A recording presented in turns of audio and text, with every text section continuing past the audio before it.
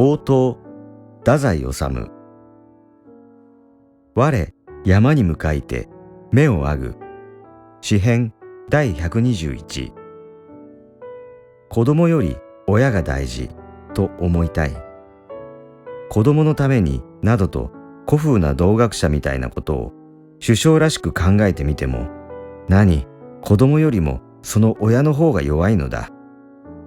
少なくとも私の家庭においてはそうである。まさか自分が老人になってから子供に助けられ世話になろうなどというずうずうしい虫の良い下心は全く持ち合わせてはいないけれども、この親はその家庭において常に子供たちのご機嫌ばかり伺っている。子供といっても私のところの子供たちは皆まだひどく幼い。長女は7歳、長男は4歳、次女は1歳である。それでもすでにそれぞれ両親を圧倒しかけている。父と母はさながら子供たちの下男下女の趣を呈しているのである。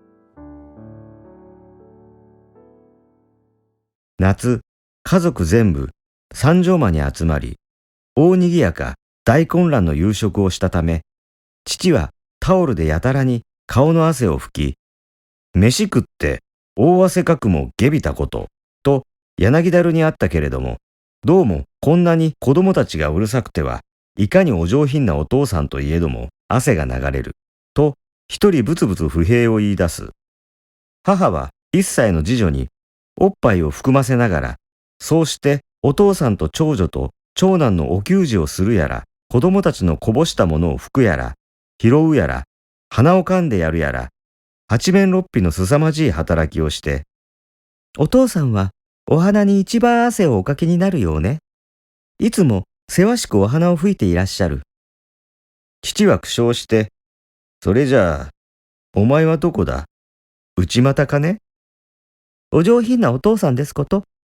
いや、何もお前、医学的な話じゃないか。上品も下品もない。私はね、と母は少し真面目な顔になり、このお乳とお乳の間に、涙の谷。涙の谷。父は黙して食事を続けた。私は家庭にあってはいつも冗談を言っている。それこそ心には悩み患うことの多いゆえに、表には気楽をよそわざるを得ない。とでも言おうか。いや、家庭にある時ばかりでなく、私は人に接する時でも、心がどんなに辛くても、体がどんなに苦しくても、ほとんど必死で楽しい雰囲気を作ることに努力する。そうして客と別れた後、私は疲労によろめき、お金のこと、道徳のこと、自殺のことを考える。いや、それは人に接する場合だけではない。小説を書くときも、それと同じである。私は悲しいときに、かえって軽い楽しい物語の創造に努力する。自分では最も美味しい奉仕のつもりでいるのだが、人はそれに気づかず、太宰という作家も、この頃は軽薄である。面白さだけで読者を釣る。すこぶる安易と私を蔑む。人間が人間に奉仕するというのは悪いことであろうか。もったいぶってなかなか笑わぬというのは良いことであろうか。つまり私はクソ真面目で興ざめな気まずいことに耐えきれないのだ。私は私の家庭においても絶えず冗談を言い、薄氷を踏む思いで冗談を言い、一部の読者、批評家の想像を裏切り、私の部屋の畳は新しく、気丈は整頓せられ、夫婦はいたわり、尊敬し合い、夫は妻を撃ったことなどないのは無論、出て行け、出て行きます、などの乱暴な口争いしたことさえ一度もなかったし、父も母も負けずに子供を可愛がり、子供たちも父母に陽気によく懐く。しかし、これは外見。母が胸を開けると、涙の谷。父の寝汗もいよいよひどく、夫婦は互いに相手の苦痛を知っているのだが、それに触らないように努めて、父が冗談を言えば母も笑う。しかし、その時、涙の谷と母に言われて父は黙し、何か冗談を言って切り返そうと思っても、とっさにうまい言葉が浮かばず、黙し続けると、いよいよ気まずさが積もり、さすがの通人の父も、とうとう真面目な顔になってしまって、誰か人を雇いなさい。どうしたってそうしなければいけない。と、母の機嫌を損じないように、おっかなびっくり、独り言のようにつぶやく。子供が3人、父は家事には全然無能である。布団さえ自分であげない。そうして、ただもう馬鹿げた冗談ばかり言っている。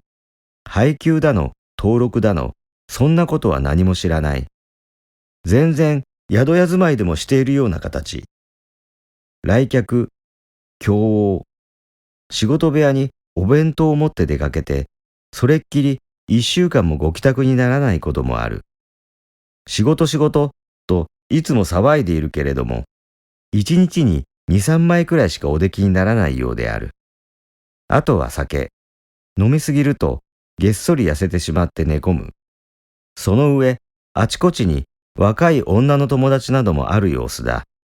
子供、7歳の長女も、今年の春に生まれた次女も、少し風邪をひきやすいけれども、まずまあ人並み。しかし、4歳の長男は、痩せこけていて、まだ立てない。言葉は、あーとか、だーとか言うきりで、一語も話せず、また人の言葉を聞き分けることもできない。はって歩いていて、うんこもおしっこも教えない。それでいて、ご飯は実にたくさん食べる。けれども、いつも痩せて小さく、髪の毛も薄く、少しも成長しない。父も母も、この長男について深く話し合うことを避ける。白痴、推し、それを一言でも口に出していって、二人で肯定し合うのは、あまりに悲惨だからである。母は時々、この子を固く抱きしめる。父はしばしば発作的に、この子を抱いて、川に飛び込み、死んでしまいたく思う。推しの次男を惨殺す。バツ日、正午過ぎ、バツ区、バツ町、バツ番地、バツ省、何菓子、かっこ53、3は、自宅6畳まで、次男何菓子、かっこ18、君の頭を巻き割りで一撃して殺害。自分はハサミで喉をついたが、死にきれず、付近の院に収容したが、既得。同家では、最近次女それがし、かっこ22、3に養子を迎えたが、次男が推しの上に少し頭が悪いので、娘可愛さから思い余ったもの。こんな新聞の記事もまた、私に焼け酒を飲ませるのである。ああ、ただ単に発育が遅れているというだけのことであってくれたら、この長男が今に急に成長し、父母の心配を憤り嘲笑するようになってくれたら、夫婦は親戚にも友人にも誰にも告げず、密かに心でそれを念じながら、表面は何も気にしていないみたいに、長男をからかって笑っている。母も精一杯の努力で生きているのだろうが、父もまた一生懸命であった。もともとあまりたくさん書ける小説家ではないのである。極端な小心者なのである。それが公衆の弁前に引き出され、へどもどしながら書いているのである。書くのが辛くて、焼け酒に救いを求める。焼け酒というのは、自分の思っていることを主張できないもどっかしさ、忌々しさで飲む酒のことである。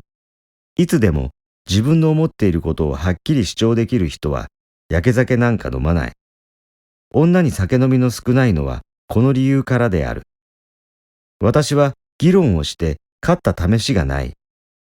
必ず負けるのである。相手の確信の強さ、自己肯定の凄まじさに圧倒せられるのである。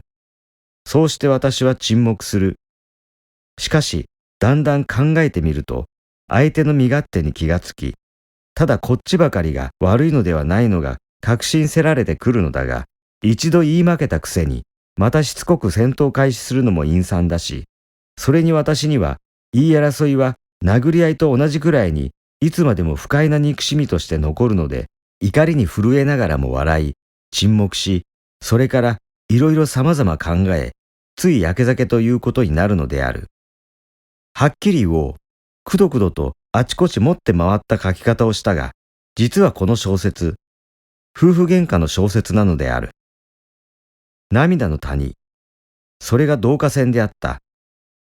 この夫婦はすでに述べた通り、手荒なことはもちろん、口汚く罵り合ったことさえない、すこぶるおとなしい一組ではあるが、しかし、それだけまた一触即発の危険におののいているところもあった。両方が無言で、相手の悪さの証拠固めをしているような危険。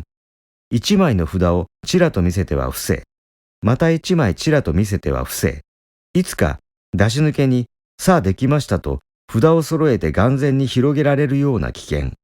それが夫婦を互いに遠慮深くさせていたと言って言えないところがないでもなかった。妻の方はとにかく、夫の方は叩けば叩くほどいくらでも誇りの出そうな男なのである。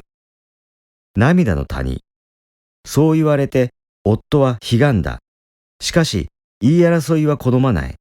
沈黙した。お前は俺に幾分当てつける気持ちでそう言ったのだろうが、しかし泣いているのはお前だけでない。俺だってお前に負けず子供のことは考えている。自分の家庭は大事だと思っている。子供が夜中に変な咳一つしても、きっと目が覚めてたまらない気持ちになる。もう少しマシな家に引っ越して、お前や子供たちを喜ばせてあげたくてならぬが、しかし俺にはどうしてもそこまで手が回らないのだ。これでもう精一杯なのだ。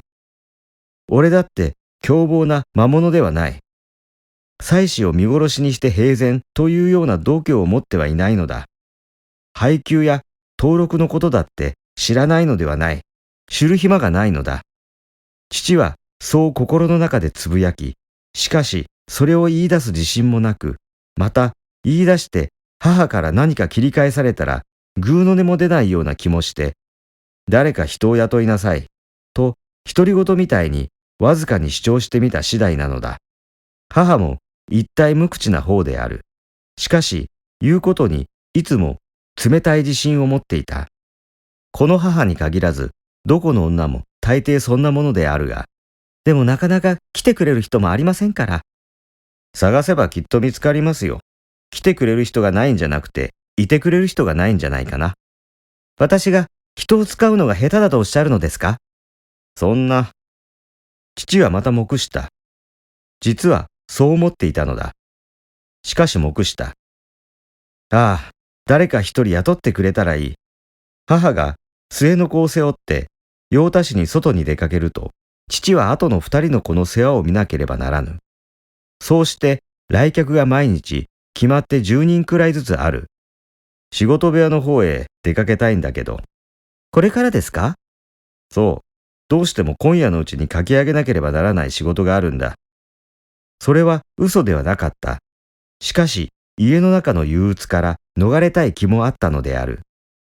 今夜は私、妹のところへ行ってきたいと思っているのですけど。それも私は知っていた。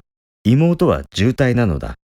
しかし女房が見舞いに行けば、私は子供のおもりをしていなければならぬ。だから人を雇って。言いかけて私はよした。女房の身内の人のことに少しでも触れると、ひどく二人の気持ちがややこしくなる。生きるということは大変なことだ。あちこちから鎖が絡まっていて、少しでも動くと血が噴き出す。私は黙って立って、六畳間の机の引き出しから香料の入っている封筒を取り出し、たもとに突っ込んで、それから原稿用紙と辞典を黒い風呂敷に包み、物体ではないみたいにふわりと外に出る。もう仕事どころではない。自殺のことばかり考えている。そうして酒を飲む場所へまっすぐに行く。いらっしゃい。飲もう。今日はまたバカにきれいな島を。悪くないでしょ？あなたの住く島だと思っていたの。今日は夫婦喧嘩でね。陰にこもってやりきれねえんだ。飲もう。今夜は泊まるぜ。断然泊まる。子供より親が大事と思いたい。子供よりもその親の方が弱いのだ。応答が出た。私の家では子供たちに贅沢なものを食べさせない。子供たちは応答など見たこともないかもしれない。食べさせたら喜ぶだろう。父が持って帰ったら喜ぶだろう。